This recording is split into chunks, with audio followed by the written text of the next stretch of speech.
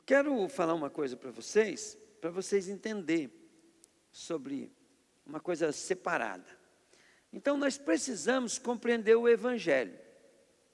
A primeira coisa que você tem que saber é que nós éramos um pacote só no mundo, nós éramos tudo mundano. A Bíblia diz que todos pecaram, então todos nós se tornamos pessoas separadas do mundo espiritual porque nós pecamos. Nós pecamos contra Deus. E lá em Romanos 3:23 diz assim, que o salário do pecado é a morte. Então nós ficamos separados.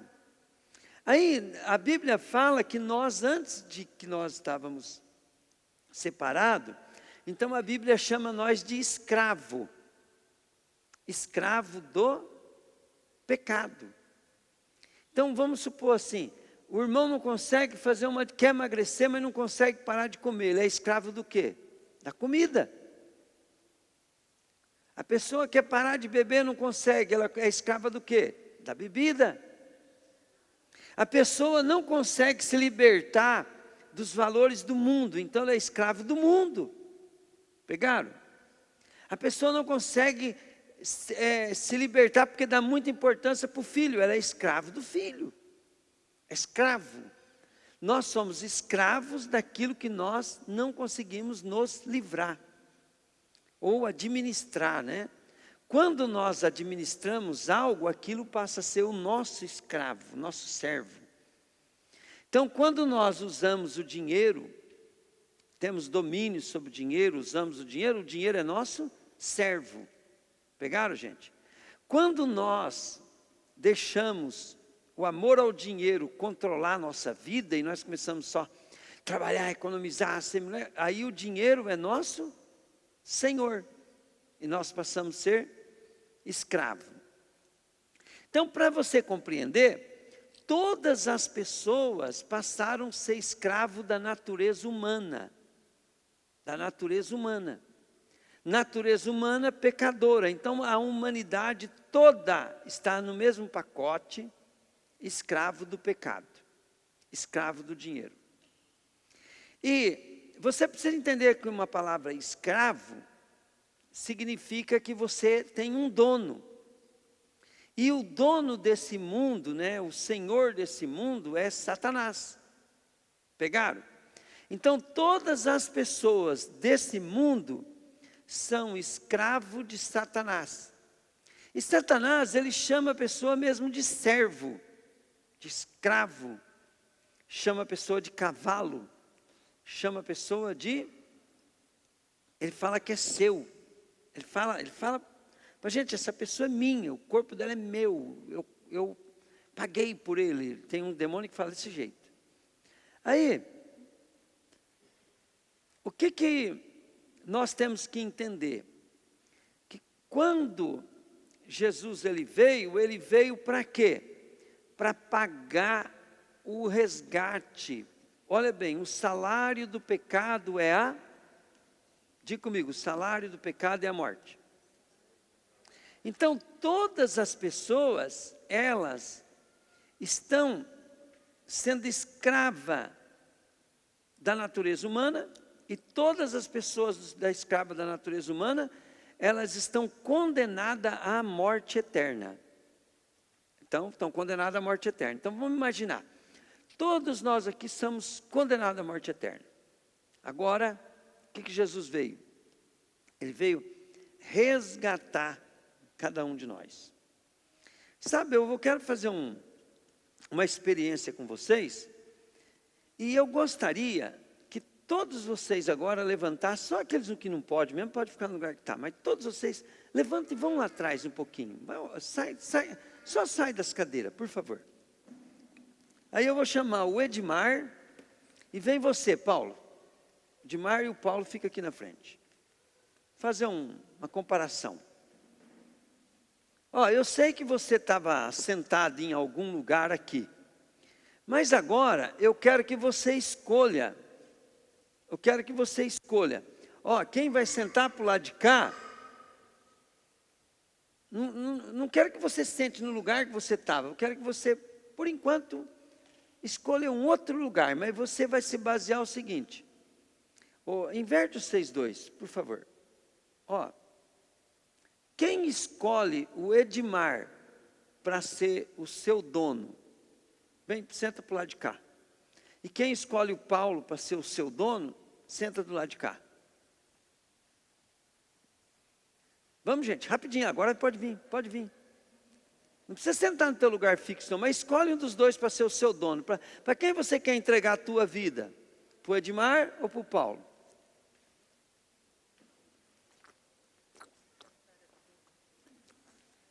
Não tem problema o lado que você entregar não, tá? Nós só vamos fazer uma ilustração aqui. Todo mundo já escolheu? Posso ficar tranquilo? Posso resolver o problema agora? Tá. Ó, o Paulo é Jesus. Quem escolheu esse lado aqui é Jesus. E esse aqui é Satanás. Quem escolheu esse lado? Escolheu Satanás. Tá? Agora deixa eu te explicar. Quem que escolheu Satanás? É quem não aceitou Jesus como Senhor e Salvador. Então vamos supor assim. Deixa eu desligar meu celular aqui. Então vamos supor assim. Quem é que não aceitou Jesus? É aquela pessoa que não aceitou o perdão de Deus. Porque todos vocês, todos nós aqui, ia para o inferno. Nós estávamos do lado de Satanás. Nós ia para onde Satanás vai. Todos nós ia. Só que esse povo aqui, eles escolheram Jesus. Então eles falaram assim, não, agora Jesus é o nosso dono. Só que isso não aconteceu à toa. Jesus veio, pagou o preço do teu pecado, ele cumpriu a lei, pagando o preço do seu pecado, porque a lei não conseguiu salvar ninguém, pagou. Aí agora, as pessoas que escolhem Jesus, elas estão separadas para Jesus. Vamos analisar uma coisa.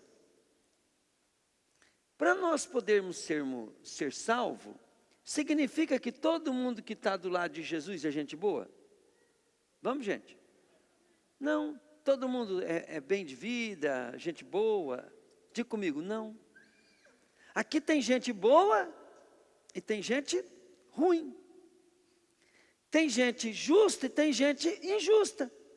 Só que vocês estão salvos por quê? Porque escolheram Jesus. Pegaram ou não? Do lado de cá, pode ter gente mais boa do que do lado de cá. Pode ter gente mais honesta do que todo mundo. Mas não aceitaram Jesus. Então ninguém vai ser salvo por obras. Então Efésios 2,8 diz assim: pela graça sois salvos, mediante a fé, porque eu entreguei minha vida para Jesus. Mediante a fé. E isso não vem de vocês, vem de Jesus. Não das obras, para que ninguém se glorie. Pegaram? Então, olha bem, salvação, você tem que gravar isso na tua cabeça. Ninguém é salvo por mérito, a pessoa é salva por uma decisão. Eu decido por Jesus. E ninguém vai também para o inferno, querido, porque é bom, porque é ruim, ou porque merece o inferno. Não, ele vai para o inferno simplesmente porque ele não aceitou Jesus. Então a chave que abre a porta para você ser salvo, chama-se Jesus Cristo. Jesus Cristo é a porta da salvação. Então quem escolheu do lado de cá, pode estar na igreja. Entenderam? Pode estar na igreja. Quem escolheu para o lado de cá, pode até nunca ter vindo numa igreja, mas ele escolheu Jesus. Está salvo. Vocês entenderam isso? Então olha bem, a salvação, ela é uma escolha, né? Escutei isso na internet, o cara falou muito bem. Então o cara foi preso e condenado à morte. E o rei decidiu dar liberdade para aquele cara, dar carta de alforria. E o rei se disfarçou de pastor e levou uma Bíblia com a carta dentro. E chegou lá, falou para o cara, eu sou pastor, eu vim aqui te entregar um presente. O presente, o cara falou assim, eu não quero saber de você não, xingou o cara e mandou o cara. E o rei pegou, saiu, levou a Bíblia embora. E o cara não sabia que a liberdade dele, ele ia escapar da forca. Estava dentro da Bíblia. Aí no dia que ele foi para morrer,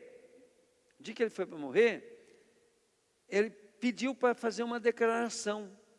Ele falou, o que me dói não é morrer, o que me dói é saber que eu estou morrendo porque eu não aceitei o perdão de Deus. Não estou morrendo mais pelos meus crimes. Não estou morrendo mais pelo que eu mereço. Estou morrendo porque não aceitei o perdão de Deus. Então assim somos nós não vamos ser condenados por causa do nosso pecado. Diga comigo, eu não vou ser condenado por causa do pecado. O pecado, querido, não tem mais domínio sobre nós, e nem perdão, e nem força. Porque Jesus aniquilou o poder do pecado da morte. Entendeu? O salário do pecado é a morte. Jesus, ele aniquilou a morte. Ele aniquilou. Agora, nós estamos, entende? Indo para a condenação, não é mais porque nós somos ruins, porque nós somos infiéis, porque nós somos pecadores, porque nós fazemos coisa errada, pelo tanto que nós pecamos, de jeito nenhum. Todo mundo agora não vai ser mais condenado pelos seus pecados. Eles vão ser condenados porque não acertaram pela fé a salvação em Jesus. Vamos repetir comigo? Vamos lá. Ninguém agora é mais condenado pelos seus pecados, mas sim por não aceitar o perdão de Deus. Então não adianta a pessoa morrer de fazer coisa certa para merecer a salvação.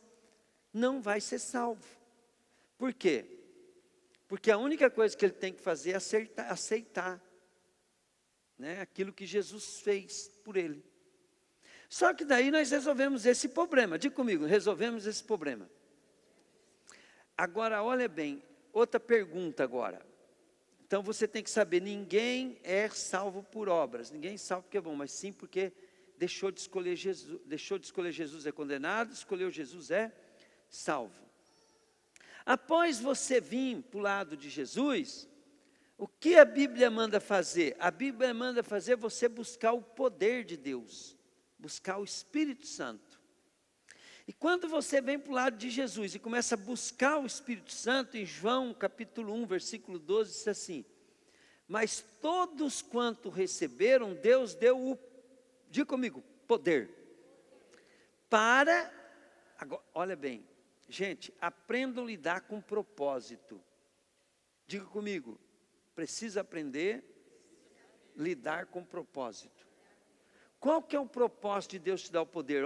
Para serem feitos filhos de Deus. Você é salvo e recebe o poder para ser feito filho de Deus.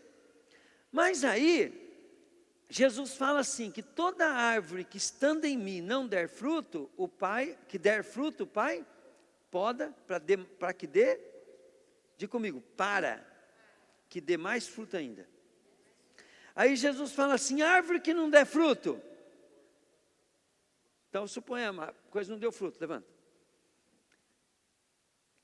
Passou para o lado de cá. Agora, por que ela passou para o lado de cá? Porque ela não deu fruto. Agora, nós estamos falando de outro assunto, né, gente? Nós estamos falando de que assunto? Fruto. Responder à salvação de Jesus. Pegaram ou não? Mas ela se arrepende, porque ainda está viva na terra. Então fala assim, perdão, fala aqui. Jesus, perdoa, Jesus. Perdoa. Pegaram? Dá tempo. Vocês estão entendendo ou não? Todos que estão aqui já estão salvos, mas eles precisam buscar o quê? O poder de Deus para ser feito filho de Deus. E o poder de Deus vem pela fé. E fé é a certeza, é buscar, esperar, confiar. Mas aí, aqui ó, suponhamos assim, ela nesse negócio tudo, vem um bichinho desse daqui, vamos lá, pega um bichinho desse aqui, entendeu, né? Chama ela para ir numa balada, vai. Tá. Tem certeza? Vai na balada. É isso? Vamos. Amiga, Vai. ter uma balada, né? As más companhias. Sério? Vamos vir? Passou para que lado? Curtir essa juntos? Aí, olha bem, ela está aqui, né? Agora fala assim para ela, ó, eu estou arrependida, vamos comigo voltar para Jesus, vamos lá.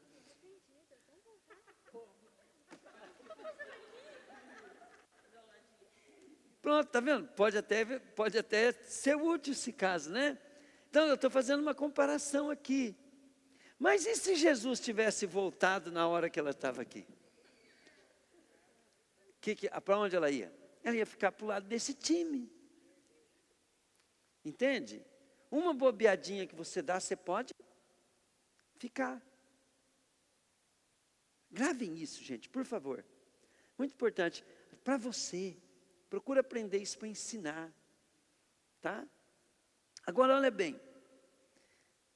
A Bíblia diz, querido, que se a nossa esperança estiver nessa vida, somos os mais infelizes das pessoas, até esses aqui, ó. Então, olha bem, a primeira coisa que Deus ele vai abrir os olhos nossos, é que nós temos que ficar inteligente, nós temos que ser inteligente. Ó, deixa eu pegar aqui o versículo. Está em 1 Coríntios 15, 19. Lá diz assim, se a nossa esperança em Cristo, quer dizer, se a nossa esperança em Cristo, então esse povo aqui, ó, se a esperança de vocês em Cristo se limita apenas a essa vida, somos os mais infelizes de todos os homens, porque esse povo aqui, eles vão desfrutar da vida aqui. Vão morrer, vai tudo para o inferno, depois o negócio vai ficar feio lá. Mas esse povo aqui, ele não vai abrir mão das coisas do mundo para poder servir a Deus. Então está falando assim, se nós ficar motivado, se eu que sou de Jesus, ficar motivado, só por causa dessa vida aqui da terra, eu sou dos mais infelizes que existe. Entendeu? Então diga comigo assim, a minha motivação não pode ser o sucesso nessa vida. Agora, por quê? Ó, aí Timóteo 6, 7, 11 diz assim, pois a nada trouxemos nesse mundo, e dele nada nós podemos levar. E Jesus disse assim também, o que adianta o homem ganhar o mundo inteiro e perder a sua alma? Bom, então nós temos que ter uma motivação para vir na igreja, para ser cheio do Espírito Santo, para fazer a obra de Deus, bem maior. Mas pensa bem, se depois que acabar tudo aqui, nada eu trouxe, nada eu vou levar, então para que ficar trabalhando? Querido, nós temos que trabalhar não pela comida que perece, como Jesus disse, mas pela comida que dura para sempre. Jesus falou assim, se a água que eu der para vocês beber dela, rios de água viva fluirão do seu interior. Quer dizer, Jesus está falando que o que é dele é uma fonte inesgotável. Pegaram? Bom, quando nós vamos agora viver para Jesus, nós vamos buscar o poder de Deus para se tornar filho de Deus. E depois, pastor, depois que nós somos filhos de Deus, cheio do poder de Deus, agora olha bem, o poder de Deus nos dá tudo que nós precisamos, para quê? Para viver uma vida que agrada a Ele. E a Bíblia fala assim, que sem fé é impossível agradar a Deus.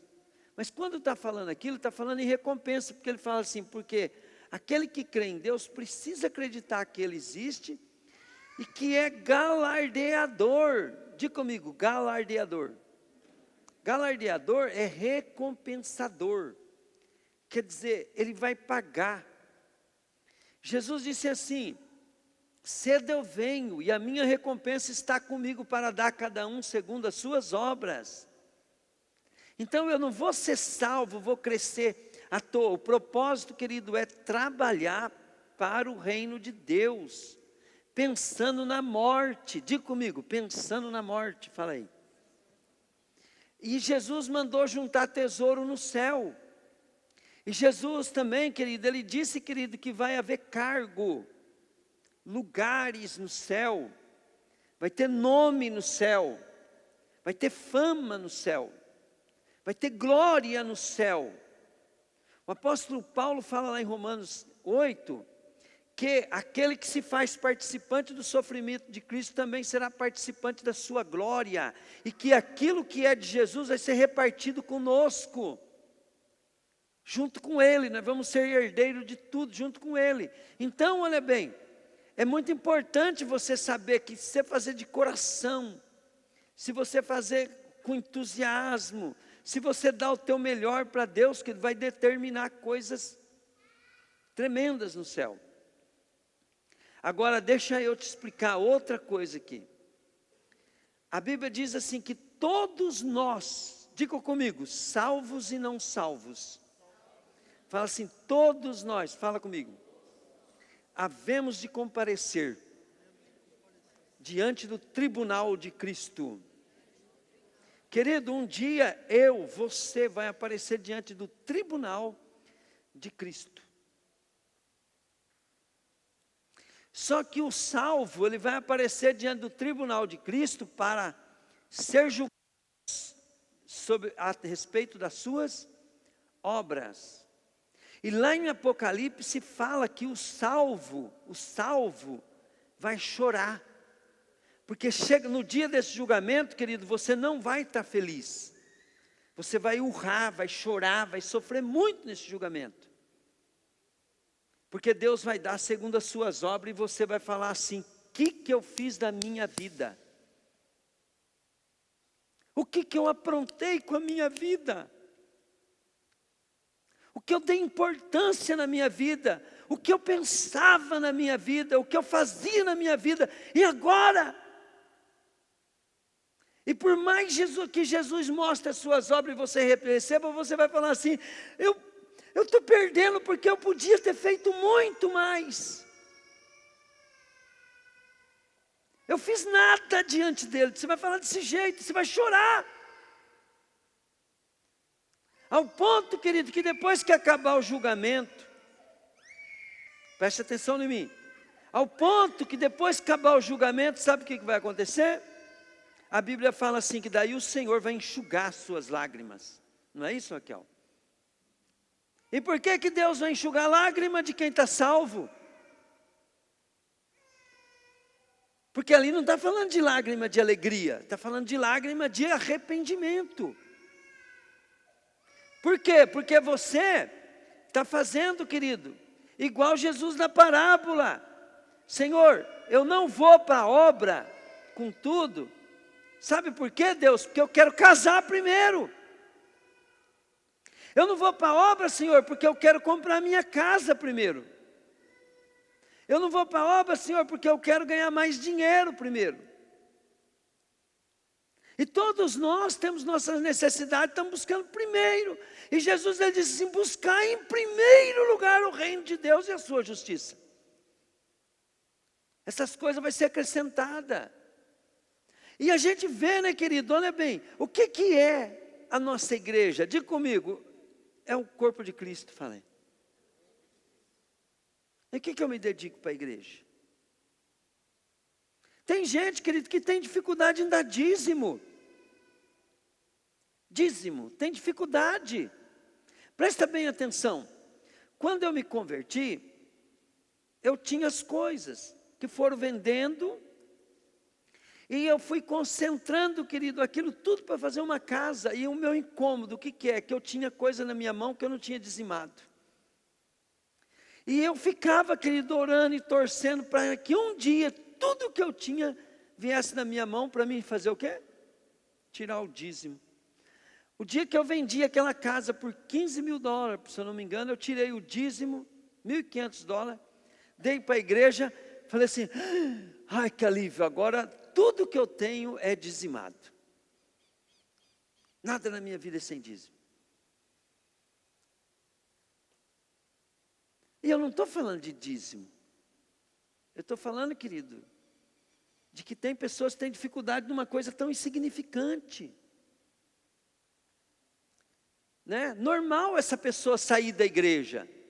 Normal essa pessoa não entender. Normal, só que no dia do julgamento ela vai perder. Mas deixa eu falar um pouquinho para a patota do lado de cá. Tá?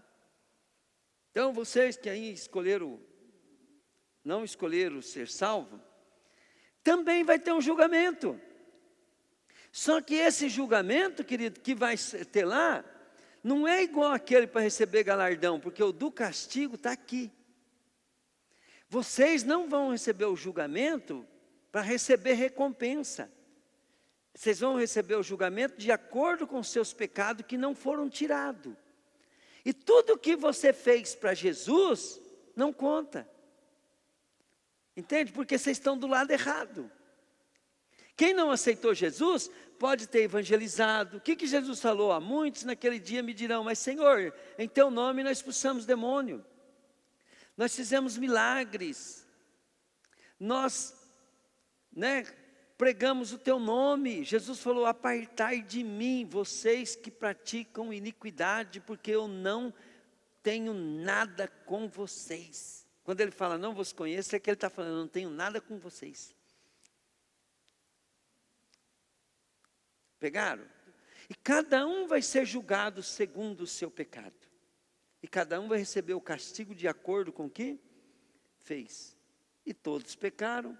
E diz que o melhor lugar lá no inferno, para aquele que não cometeu nenhum pecado, que vai para lá também porque não aceitou o perdão, que era bonzinho, santinho, que o melhor lugar lá, diz que não tem sofrimento ainda na terra que se compara. Que chega perto da angústia, da dor, do sofrimento, da coisa que tem lá. E é para sempre.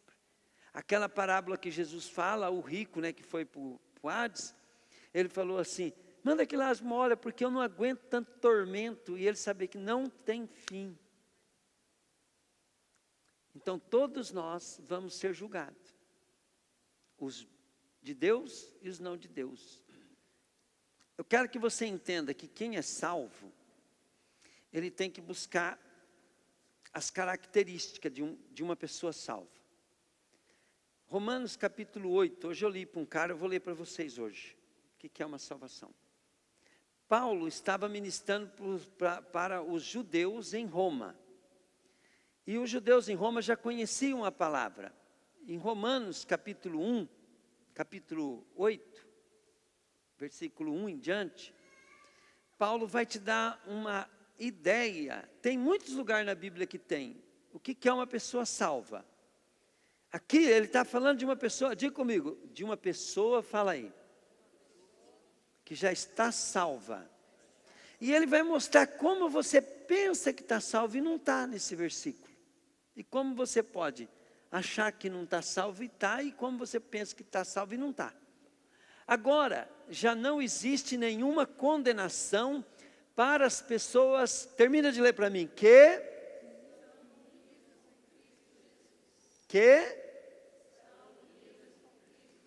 então tem condenação para quem está unido, Diga comigo, unido.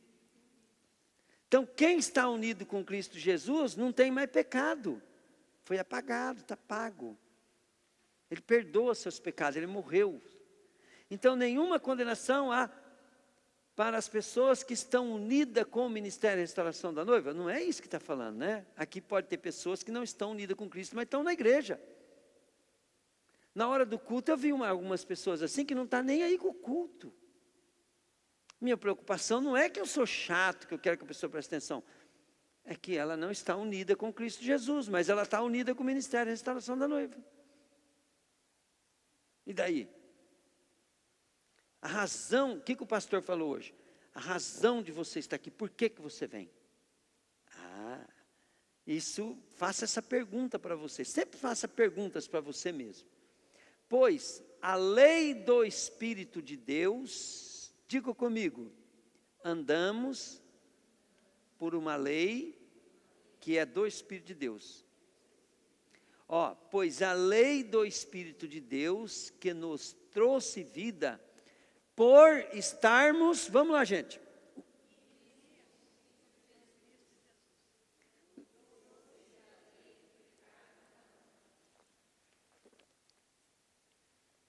A lei do pecado qual que é?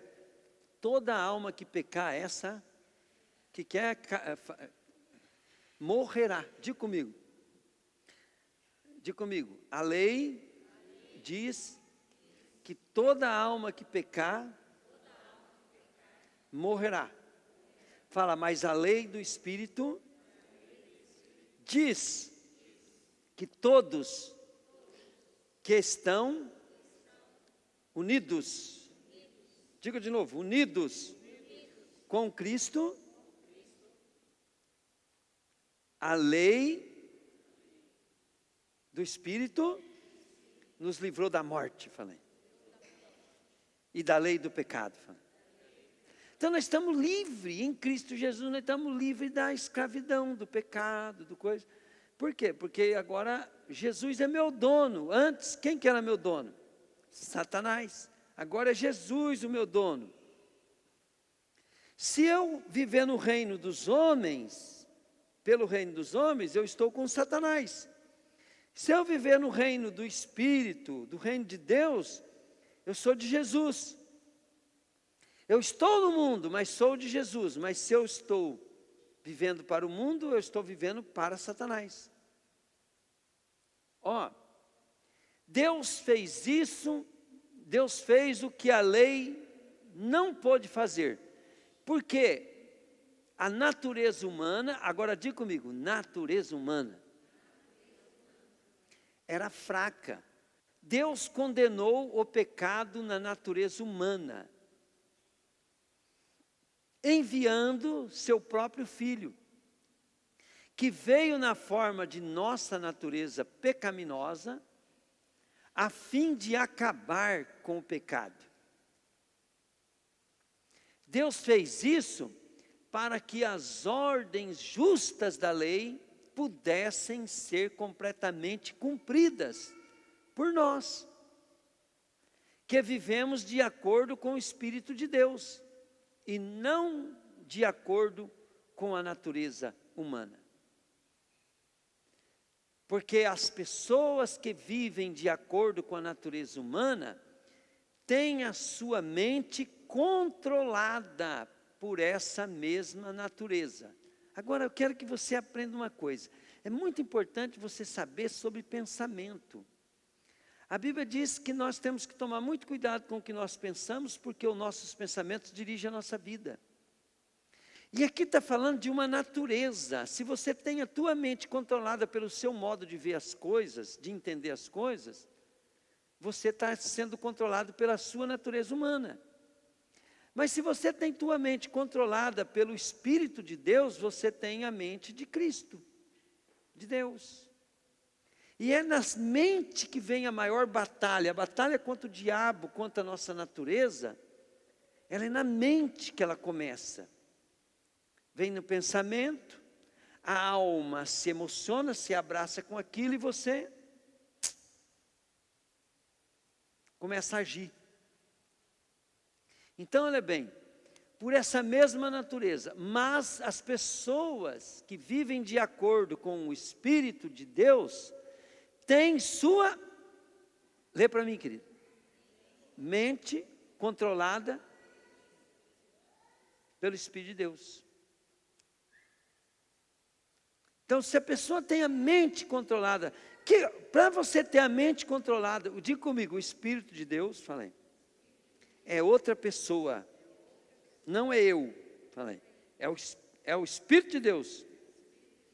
Então, você pode, às vezes, não estar querendo, gostando e não entendendo, mas você, no teu pensamento, você tem um pensamento do Espírito, e você sabe que é do Espírito, por quê? porque você não é aquilo. Então você entende que é uma terceira pessoa. Aí você faz o que o Espírito manda. Entende? Você fazendo o que o Espírito manda, você está desobedecendo você e sendo guiado pelo Espírito de Deus. Então, se eu quiser ser um filho de Deus pleno, eu tenho que aprender a ser controlado pelo Espírito Santo. Vai ter muitas coisas que você vai gostar do Espírito Santo, tem coisas que você pode não gostar.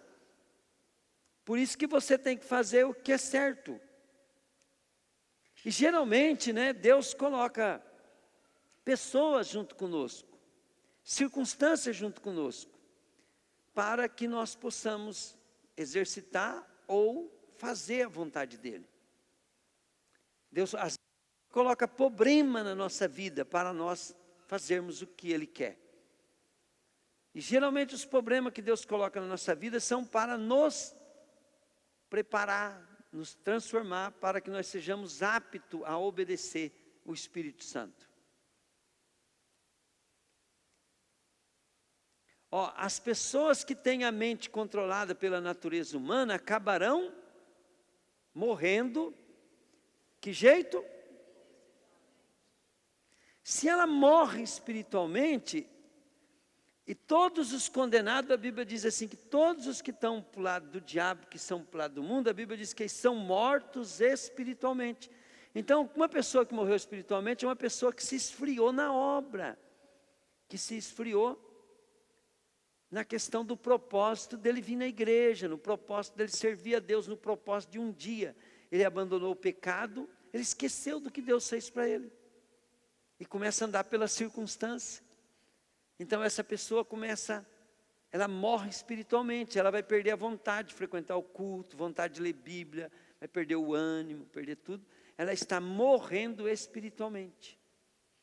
Para nós vivificarmos espiritualmente, nós começamos a fazer a vontade de Deus. E nós vamos vivificando a nossa vida. Não precisa gostar, precisa obedecer.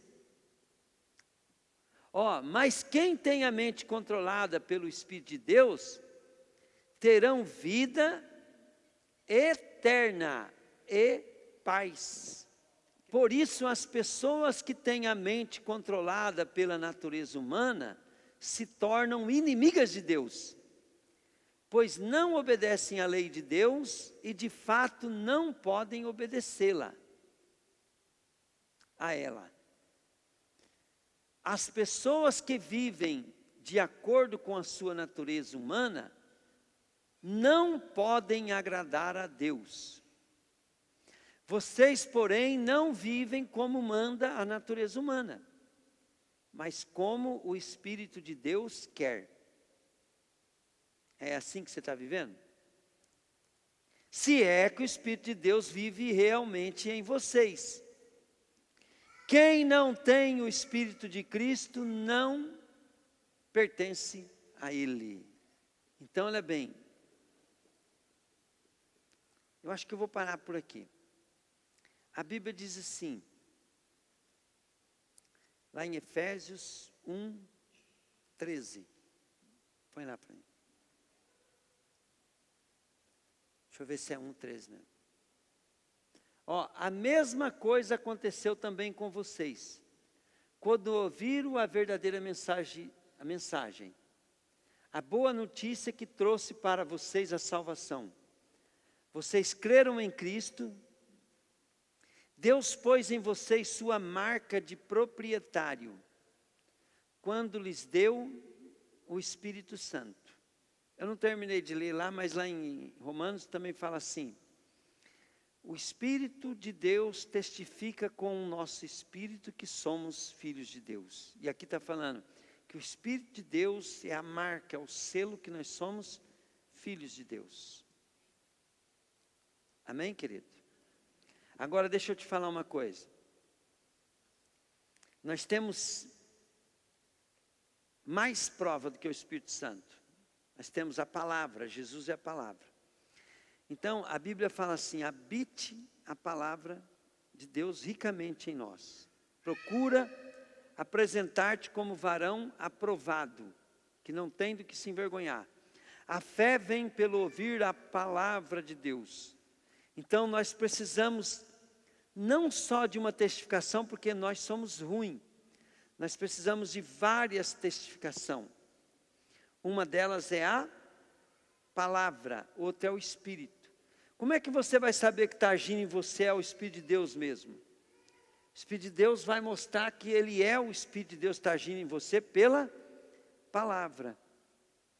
Teve um cidadão que vinha no ministério aqui, que não vou falar quem que é, e a Rosângela ensinou uma coisa certa para ele, mas o cara não era convertido.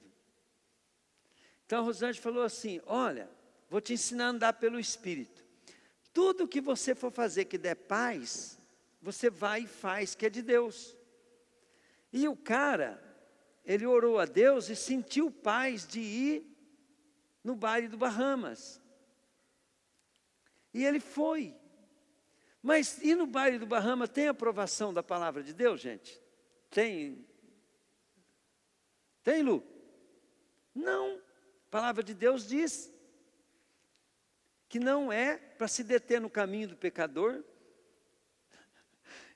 Tanto é que o cara foi no baile do Bahamas e nunca mais voltou na igreja. Está aí, não quer mais saber de Jesus. Aí você fala, pastor, mas a pregação saiu? Não, querido, eu quero que você tenha certeza da tua salvação com todas as testificações. Uma delas, que você confia só em Jesus para ser salvo e não em você mesmo.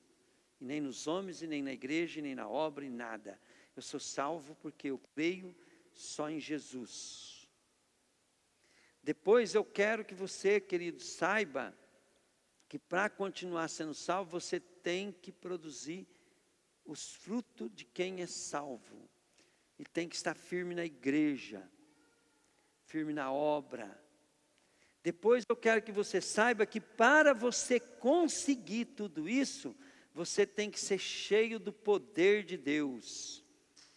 E depois para você ser guiado por Deus, né, para tudo que Deus tem para a tua vida, você tem que ser guiado, testificado pelo Espírito de Deus.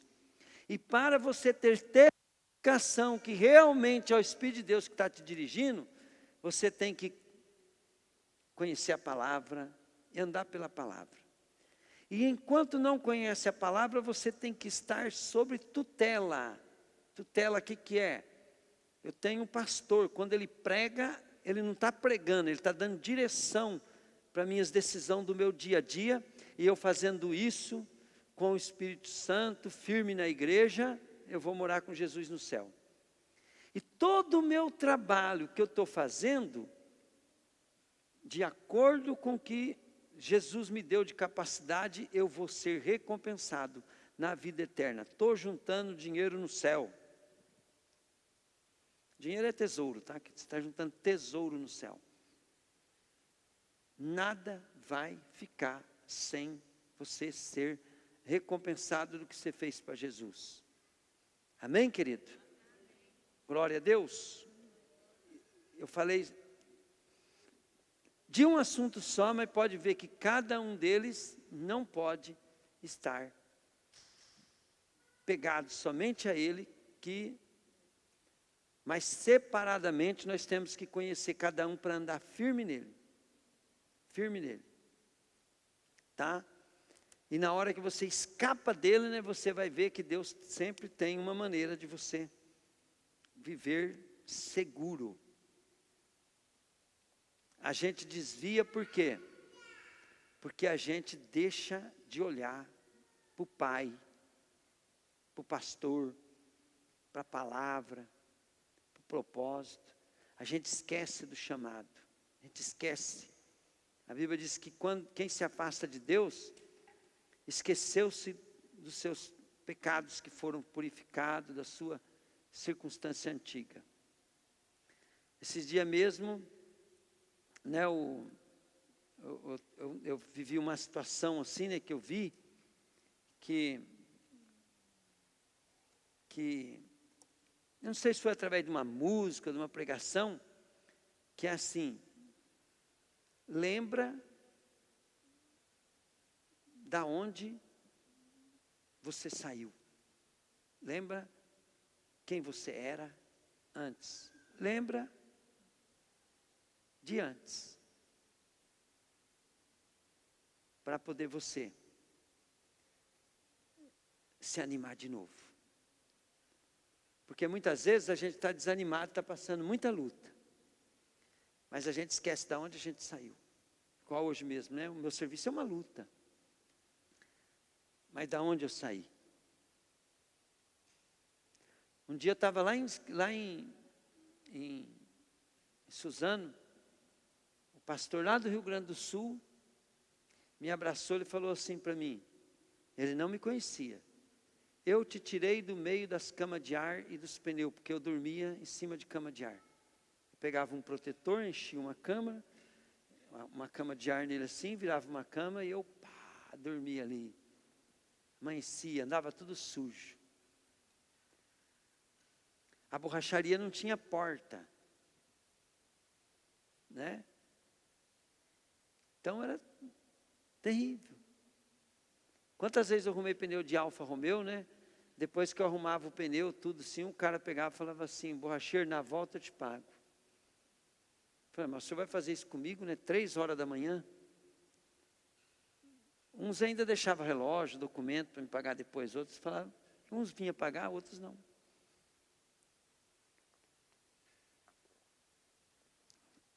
E Deus me tirou de lá. E outra, mesmo que você tivesse uma vida boa, mesmo que você tivesse morando num palácio, né? Naquele palácio, sem Jesus, você não tinha paz, estava com depressão, estava com isso, né? E Jesus te tirou de lá, da depressão, da tristeza, do desânimo, da falta de esperança. E Jesus te tirou de lá. Não lembra de onde Jesus tirou quando está passando uma luta querendo desistir de tudo, desistir da igreja, desistir dos seus sonhos. Lembra de onde Jesus tirou? Né, Jaque? De onde Jesus tirou? Pode vir. Pode vir, filha. Tá. Você lembra de onde Jesus te tirou? Eu lembro, Então. mas não é outra coisa que eu vou falar. Tá. Quando a gente veio para o ministério, vai fazer 8 anos, o mês que vem. A gente casou, a gente só tinha uma moto. E para a gente vir no culto, a gente dependia bastante do Edmar, né? Que vinha de carro, de ônibus na época. E quantas vezes, assim, dia de chuva, eu moro, assim, a uns 2 quilômetros do Edmar. Daí eu tinha que atravessar a cidade inteira de moto, chovendo com guarda-chuva. Passando a De maior moto com vergonha, de guarda-chuva. moto. Aí a gente ia com o Edmar, voltava. Aí depois Deus foi abençoando, que daí o Senhor vendeu a Saveiro pra gente, né? Aí depois a gente trocou na Bis, né? A moto. Daí a gente trocou depois a moto numa Bis, pra gente poder trabalhar, né? Porque era bem corrido, assim, só pro Marcelo ficar me carregando. Daí eu tive que tirar a carteira de moto também. E depois, daí surgiu a proposta do Corolla, né? Que quando eu fiquei grávida, não tinha como ter uma Saveiro. Foi através da vida do pastor também, né? Que agora em setembro a gente termina de pagar, né? E estamos esperando, Glória quem a sabe, Deus. o Corolão, né? Comprar um novo. E hoje a gente tem, assim, uma vida abençoada, né? Tudo que a gente passou lá atrás. Luta a gente tem todo dia, problema, só que, assim, o nosso jeito de pensar e lidar é diferente. Né, a gente tem a nossa filha, tudo, tipo, o que Deus fez por nós aqui. O que mais? Tem muita coisa. A gente vai fazer 8 anos que está aqui. A gente não é muito de falar, né? Às vezes o pastor fala, a gente até quer, mas igual o Edmar falou, né? Mas é isso. Glória a gente está a Deus, muito feliz aqui, porque a gente vai completar 8 anos. Aleluia. Vamos dar uma salva de palmas para Jesus, né? Quer falar, Marcelo?